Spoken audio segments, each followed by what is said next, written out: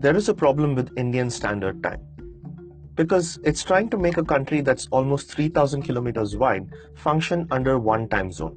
Does it make complete sense? India lies east of the Greenwich Meridian line between 68.7 degrees and 97.25 degrees longitudes. Since every 15 degrees of longitude corresponds to 1 hour, there is a time difference of almost 2 hours between the westernmost and easternmost points of the country. Which means if someone living in this end of the country experiences sunrise at 6 a.m., this end has already seen it at 4 a.m. And this is very inefficient in terms of making most of the day as possible.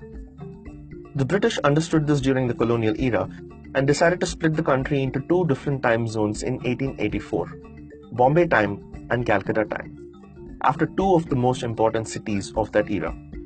But in 1904, when railway lines started linking up important places, a single time system had to be followed to avoid confusion. They called it railway time and took a longitudinal reference that was somewhat midway between Bombay and Calcutta, which turned out to be Madras. But the difference between GMT and Indian railway time was considered imperfect. There was a pressing need to make Indian time ahead of GMT by exactly 5.5 hours. And the corresponding longitude for that would be 82.5 degrees east. The town of Mirzapur in present-day Uttar Pradesh was found to be on that very line. A clock tower that was constructed in 1891 was officially designated to show Indian Standard Time. And this was what was followed for a long time, even after independence. Today, IST is maintained by the National Physical Laboratory in Delhi through high-end cesium atomic clocks.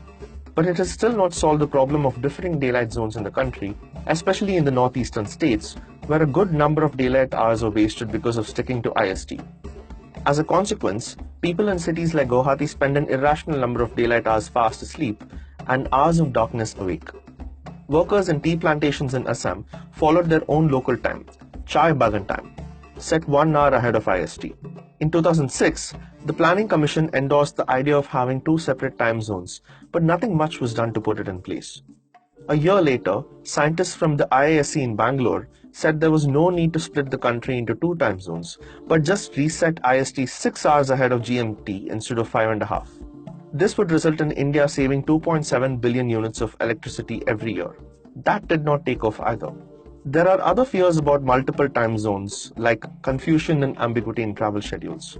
But we only need to look at the US, where airlines and railways function perfectly within 4 different time zones.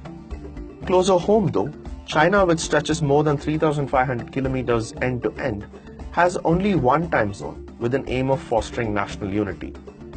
For now, there does not seem to be any decision from the Indian government in solving the crisis of time between two parts of the country, which means all of our watches and clocks will keep ticking to IST for a long time to come.